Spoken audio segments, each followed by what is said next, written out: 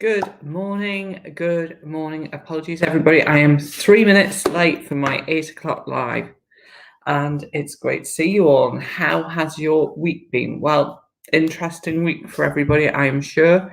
Just seeing us winning some more gold medals, so that's great, and lovely to see Team GB doing so well, and that's fantastic. And I think it was when Tom Daly won his on Monday, I think it was. I watched that live. It really inspired me. And I think morning, Claire, I think there's so much to learn from the commitment that our wonderful Olympic athletes make to their sport. Good morning, Janet. Nice to see you with us. Morning, Wendy. Oh, gang's all here. Good morning, Les, as well. So what can we learn from our Olympic athletes? And the title for today's live is Content is King or is it Queen? Well, it really depends on the platform, but I had a bit of an epiphany the other day, and I was with a client and we were doing some one-to-one training. Yes, in-person one-to-one training. It was wonderful. And we were exploring their social media and where they could improve. And the first thing, it's been absolutely amazing. Morning, Harrison, as well. Nice to have you with us today. And absolutely, what we'd worked on with this particular client was building a framework for her content. What do I mean by framework? Well, one of the hardest things for most people is considering content that isn't too salesy. And I have sort of a rule around content, which is it should be interesting. It should be relevant to your perfect audience, but it shouldn't be obviously selling other than maybe around once a week.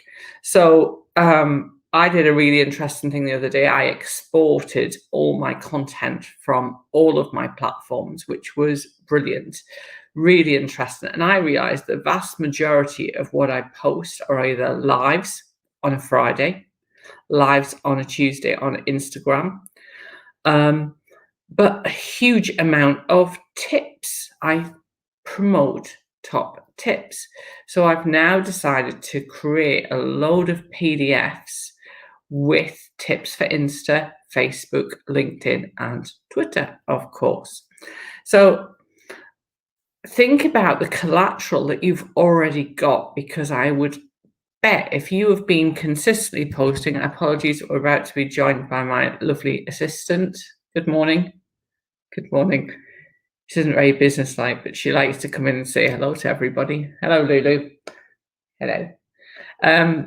Is that she's just sitting here waiting for food, actually. That's the truth of it. She's not giving me love. She's just wanting to have some food, aren't you? So I realized that I had all this collateral. And that's one thing I'd encourage you to do today is have you download an archive of your previous content? Have you done that? Because do you know what? You could troll through that and create yourself a lovely spreadsheet of fantastic content that you can then use as a freebie. We thought about that. What can you offer your audience that would be something that they could download?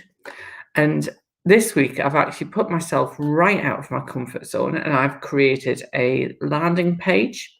Yeah. In MailerLite, I've created a landing page. Don't mind me, Lulu. Come on, move. Thank you, everybody. It doesn't look very businesslike, does it? I've created a landing page in MailerLite. I've now created an automation in MailerLite. So when somebody goes to that landing page to click download a PDF, they get an opt-in to join my mailing list, and then they get a confirmation and they will join it. Yes, and it is about downloading previous content. So on Facebook, you just go to your Facebook settings, and Claire, as a valued client, I will record a video and pop it into our group later. But it's not difficult to do, everybody. If you just want to Google it, Mr. Google will tell you how to do it, which is fantastic. My lovely husband has just made me a coffee, which is even better. Cheers, everybody. I was running a little late for our live this morning. So content is king, or is it queen, is the topic for today. And the reason I've put that is I think what tends to get underestimated is the value of the imagery. Now, if we were talking Instagram, the image is absolutely more important than anything else because that's what it was designed for, image sharing. However, what I'd encourage you to think about is whichever your platform is, your preferred social media platform, that image is the thing that's going to stop the scroll. So the quality of your images has to be really good. It has to resonate. It has to stop that. We've turned into an agent of doing this. My mobile phone is actually face down.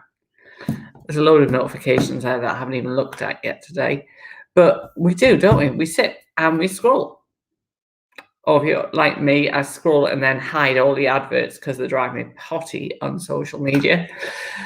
But if we have a really great image, and I am a massive fan of having branded imagery, creating my imagery in Canva. I taught myself to do something new again this week, which was creating a carousel post in Instagram. Another interesting thing. I love trying to learn new things and developing my skills. But it's the image that people will stop, that will stop them in their tracks, literally. If you haven't got a great image, people just fly them through. If you've got an image with too much text, again, they will not stop. So what I want you to consider is, are your images too busy? Keep them clean, keep them simple, not too much text. As much as I love my carousel, looking back at it now, I know there was too much text on there. But because it was in a carousel video, I knew that people would pause it and watch it. But I'm going to go back and edit that. And that's the thing I would say to you, in this relatively quiet summer period that we have when there's not as much activity and most of us aren't as busy, then use this time to reflect on what's worked, what hasn't worked, what's generated the most interest. One of my best performing recent posts on LinkedIn was something that I did using a platform called Promo Republic, which is a new scheduling tool that I've been playing with, and it's phenomenal value and it gives you great content ideas. And it turned out that about 3 weeks ago, it was International Social Media Day. Who would have thought there was such a thing? Goodness knows, it's in my diary forever now. But I had a post that I found in Promo Republic.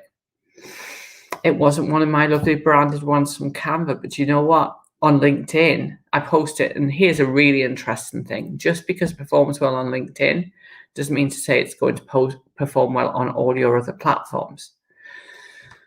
The strange thing was, when I saw this image, I thought this is going to do so well on Instagram and Facebook. I put it everywhere. Very little engagement on Twitter. Zero engagement on Facebook. Maybe it was too clever. I don't know. Maybe it was too sophisticated. It wasn't. It was 4 bananas. That's all it was, everybody. But got a little bit of love on Instagram. People, I think, were entertained by it. But actually, as far as engagement, because what we strive for is engagement, everybody. We want somebody to engage, we want people to share our post. Just the same as I will say to you, if you find my lives useful, please share them. Please share them on your social media feeds. You can get the link and you can share them. It would mean the world to me. Ultimately, what we want to produce, regardless of platform, is shareable content. Now, for clients, I will nearly always, if I feel as though the content's interesting, I will nearly always share it. But what I want you to think about is create content that's so compelling, so interesting that your audience will want to share it. But don't be shy. Ask them to share it. So, top tips to today. Think about downloading an archive of your content. Maybe see if you could create a PDF that you could have as a freebie with your tips relevant for your industry. And then look at the images that you're using. Could you mix it up a bit, but make sure they're clean, simple, straightforward, and most importantly, stop the scroll. So that's me, short and sweet, because today I'm really excited. I'm part of the Circle Club, and we have got our East Midlands Forum, and we've got the founder of Reebok, Joe Foster, speaking at our event today.